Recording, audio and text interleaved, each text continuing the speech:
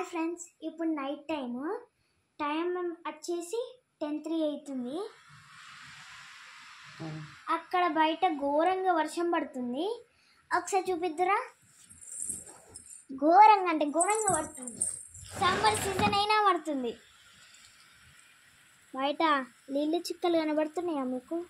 కనిపిస్తలేదు, power cut అయింది కదా బయట. పవర్ ఉంటే నేను కొంచెం పట్టుకొని చూపిస్తాను. అందుతుంది. ఇదిగోండి, నీళ్ళ చుక్కలు కనబడుతున్నాయి కదా నా చేతికి. ఇది